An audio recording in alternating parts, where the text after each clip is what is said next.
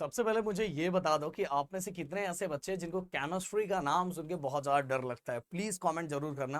पर इसके पीछे की सच्चाई भी बताऊंगा और हम ये प्लानिंग भी मैं आपको बताने वाला हूँ कि कैसे हमें क्या क्या हर मंथ के अंदर हमें अक्टूबर नवंबर तक अपना सिलेबस किस तरह से केमिस्ट्री का कंप्लीट करना है, वो सभी चीजें हम इस वीडियो के अंदर बताएंगे। देखो गाइस, कोई भी चीज स्टार्ट कर रहे हो ना तो एक प्रॉपर प्लानिंग के साथ करो, क्योंकि ये 12th स्टैंडर्ड है। और 12th स्टैंडर्ड के अंदर आप सोच रहे हो कि 10th स्टैंडर्ड में जैसे आपने लास्ट टू लास्ट बहुत चीजें कवर कर ली, तो भाई 12th स्टैंडर्ड में बहुत बड़ा रिस्क हो जाता है, क्योंकि बहुत सारे न्यूमेरिकल्स होते हैं। जो सब्जेक्ट है बहुत बड़ा होता है और उसको कवर करना, इतने सारे फिजिक्स के अंदर इतने डेरिवेशन, केमिस्ट्री के अंदर डेरिवेशन, छोटे मोटे डेरिवेशन और साथ में न्यूमेरिकल्स, लॉ हो गया, वो सभी को याद करना मतलब बहुत बड़ा टेंशन हो जाता है। फिर मैथ अगर जिसका है, देन बायो है। इसलिए अगर अभी से एक प्लानिंग कर लोगे ना तो आपके लिए चीजें बहुत ज्यादा सिंपल जाएगी। अब केमिस्ट्री का जो पेपर आता है, बोर्ड का जो पेपर आता है, 70 मार्क्स का रहता है और 30 मार्क्स अपना इंटरनल रहता है। बट अगर हम पहले ही एग्जाम से, मतलब अब तो हमारा वेकेशन स्टार्ट हो चुका है, और इसी वेकेशन से अगर हम पूरी प्लानिंग कर लेते हैं, देखो पढ़ने वाले बच्चे ना, जो बहुत अच्छा करना चाहते हैं, पढ़ने वाले नहीं, जो बहुत अच्छा करना स्कोर करना चाहते हैं, वो वेकेशन से ही अपनी सभी चीजों को कवर करना स्टार्ट कर देते हैं। और इवन वेकेशन के अंदर वो और ज्यादा स्टडी करते हैं, क्योंकि इसको जैसे ही कॉलेज ओपन होता है उनके ऊपर बहुत एक्स्ट्रा प्रेशर आ चुका रहता है। इसलिए वेकेशन को बहुत अच्छी तरीके से यूज करते हैं। जैसे मैं बताना चाहूंगा, मेरे इधर से ऑफलाइन बैच 20 से मेरे यहाँ का ऑफलाइन बैच स्टार्ट हो रहा है, और साथ में जो मैं ऑनलाइन बैच ऐप पे स्टार्ट करने वाला हूँ वो 25-27 के आसपास स्टार्ट होने वाला है। मेरे तीनों चैनलों पे ऑलरेडी 12th के लेक्चर्स अपलोडेड है। एक ये चैनल पे, देन गिरी ट्यूटोरियल पे, देन प्रदीप गिरी अपडेट। तो ये तीनों चैनल साइंस वाले बच्चों सब्सक्राइब करके रखना, क्योंकि इन तीनों चैनलों पे बहुत सारी चीजें आने वाली है और सभी का डिस्क्रिप्शन में मैंने लिंक डाल दिया है। तो चलो बात करते हैं केमिस्ट्री 100 आउट ऑफ 100। हाँ, एक चीज और बताओ कि आप में से कितने बच्चों ने स्टडी स्टार्ट कर दी है, जिससे मुझे पता चले। और अपने गिरी ट्यूटोरियल वाले चैनल, मेरा फिजिक्स पढ़ा हुआ है, राहुल सर का M1 भी गिरी ट्यूटोरियल पे है, और साथ में जितने लाइव लेक्चर है सब प्रदीप गिरी अपडेट ये चैनल पे है। और जो केमिस्ट्री है वो इसी चैनल पे है, साथ में फिजिक्स 2 इसी चैनल पे है। तो भाई फटाफट तीनों चैनल सब्सक्राइब करके रख लो। तो चलो बात करते हैं एक एक करके। सबसे पहली बात तो केमिस्ट्री के अंदर टोटल कितने सेक्शन, देखो बहुत सारे बच्चों ने केमिस्ट्री को ऐसे लाइन वाइज डिवाइड करते हैं, बहुत लोग केमिस्ट्री 1 केमिस्ट्री 2 इस वाइज डिवाइस डिवाइड करते हैं। बट अगर इस वाइज आप डिवाइड कर रहे हो तो बिल्कुल गलत कर रहे हो, क्योंकि केमिस्ट्री का पेपर इस वाइज नहीं आता, पेपर पैटर्न जिस वाइज आता है वो चीजें मैं बताऊंगा। देखो केमिस्ट्री को टोटल 4 सेक्शन में डिवाइड किया जाता है। एक होता है फिजिकल केमिस्ट्री, एक इनऑर्गेनिक केमिस्ट्री, देन उसके बाद organic chemistry, then applied chemistry. अगर मैं फिजिकल केमिस्ट्री की बात करूं तो टोटल फर्स्ट से लेके 6 चैप्टर तक जो है वो मेरा फिजिकल केमिस्ट्री के अंदर आता है। और यहाँ जो आपका बोर्ड का जो पेपर डिजाइन होगा उसमें 38 मार्क्स का विद ऑप्शन और विदाउट ऑप्शन 26 मार्क्स का, मतलब बस फर्स्ट टू 6 चैप्टर हम करते हैं। तो जो हमारा टोटल मतलब पेपर, हमारा जो रिटर्न पेपर होता है वो 98 मार्क्स का आता है, जिसमें से हमें 70 मार्क्स का लिखना रहता है। मतलब एक्स्ट्रा क्वेश्चन भी आते हैं ना, समझ में आ रहा है कि नहीं, एक्स्ट्रा क्वेश्चन भी आता है। तो अगर मैं इनऑर्गेनिक केमिस्ट्री की अगर मैं बात करूं तो इनऑर्गेनिक केमिस्ट्री हमारा 7 to 9, मतलब 7, 8, 9, टोटल 3 चैप्टर बस इनऑर्गेनिक केमिस्ट्री के अंदर होता है। और ये तीनों चैप्टर विद ऑप्शन 23 मार्क्स देते हैं, जिसमें से अपने को 70 मार्क्स निकालना रहता है, 17 मार्क्स इसमें से निकालना रहता है। अब ऑर्गेनिक केमिस्ट्री की अगर मैं बात करूं तो टोटल 10, 11, 12, 13 टोटल 4 चैप्टर। और ये टोटल 4 चैप्टर 25 मार्क्स का with option and without option 18 marks का आता है। और लास्ट जो बच्चों को बहुत ज्यादा हेल्प करता है अपना स्कोर बढ़ाने के लिए, जो अप्लाइड केमिस्ट्री है, जिसके अंदर कुल मिला के बस 3 ही चैप्टर होते हैं, 14, 15 एंड 16। और ये आपको टोटल देगा 12 मार्क्स में से with option and without option 9 marks देगा। तो मतलब अगर मैं विद ऑप्शन के साथ बात करूं तो आपका पेपर 98 मार्क्स का बनता है, एंड विदाउट ऑप्शन की बात करूं तो 70 मार्क्स।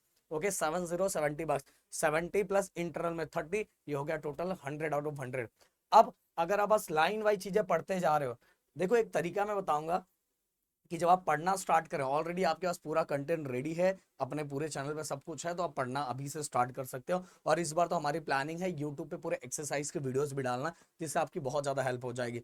और देखो फिजिकल केमिस्ट्री में अगर मैं बात करूँ तो फिजिकल केमिस्ट्री का, तो अगर आप ऐसा कर रहे हो, नहीं सर मैं लाइन वाइज जाता हूँ, मैं सर क्या करता हूँ पता है, केमिस्ट्री 1 केमिस्ट्री 2 इस वाइज करता हूँ।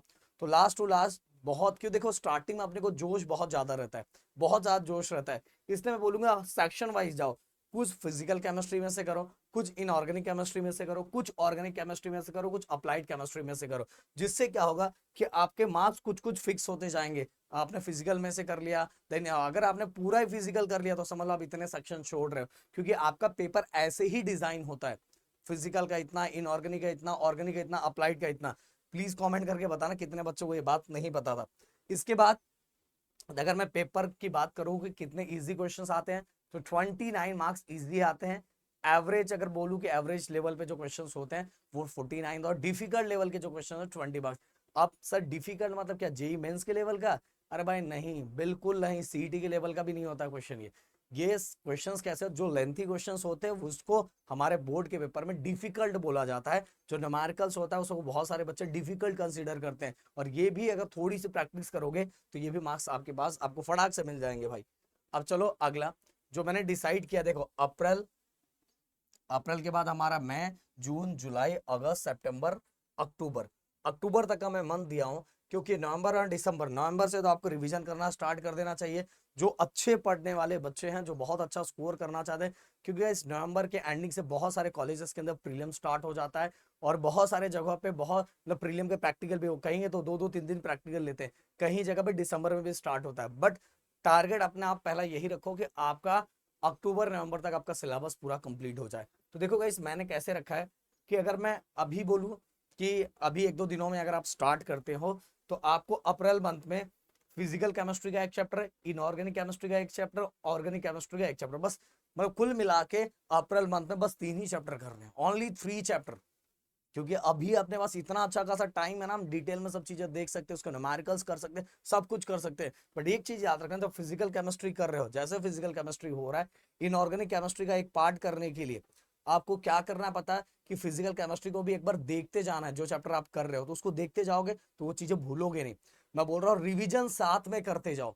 अगर आप ऑर्गेनिक केमिस्ट्री का कर रहे हो तो ये दोनों भी साथ, जैसे आज मैं बोल रहा हूँ, आज आप बुक उठाए, आपने कुछ टॉपिक पढ़ा, कल फिर से उठा रहे हो, तो कल जब उठा रहे हो तो आज वाला भी एक बार 10 मिनट टाइम देके उसको देखते जाओ, जिससे आप भूलोगे नहीं। क्योंकि अभी अभी आप स्टार्ट कर रहे हो तो बहुत सारी चीजें आपके दिमाग से उतरती जाएगी, 2-4 बार रिवीजन करोगे तो सब चीजें क्लियर हो जाएगी। अब मैं बोल रहा हूँ अप्रैल के बाद मैं के अंदर गाइस देखो मैंने 2 चैप्टर दिया हुआ है। बेसिकली 2 के जगह यहाँ 3 चैप्टर भी कर सकते हो, क्योंकि स्टार्टिंग टाइम रहता है आपके पास, अच्छा खासा जोश रहता है, तेरा भाई फोड़ेगा, ये करेगा। और बात की बात है कि बहुत लोगों का बैटरी बाद में जाके डिस्चार्ज हो जाता है, पर मैं यही बोलूंगा भाई डिस्चार्ज बिल्कुल मत करना। तो यहाँ आप चैप्टर और बढ़ा सकते हो, बट यहाँ देखोगे ना, ओवरऑल मैंने हर मंथ के अंदर, अप्रैल हो गया, मई हो गया, जून, जुलाई, अगस्त, सितंबर, अक्टूबर, अक्टूबर में तो मैंने कुछ नहीं दिया। अगर आप इस तरह से भी करते हो ना, तो देखो 1 2 3 4 5 6 7 8 9 10 11 12 13 14 15 16, पूरे 16 के 16 चैप्टर आपका आराम से। देखो मैं 2 ही चैप्टर, ओके, जून में 3 चैप्टर, फिर जुलाई में 3 चैप्टर, और ये मैंने किस वाइज डिवाइड किया, सेक्शन वाइज डिवाइड किया। तो इस तरह से एक प्लानिंग बना लो दिमाग में। अगर आप बोलोगे तो सर इसी को कनेक्ट करो फिजिक्स और मैथ के साथ भी, जिससे हमें समझ में आए कि एक्चुअल हमें एक मंथ के अंदर कितना कंप्लीट कर रहे हैं।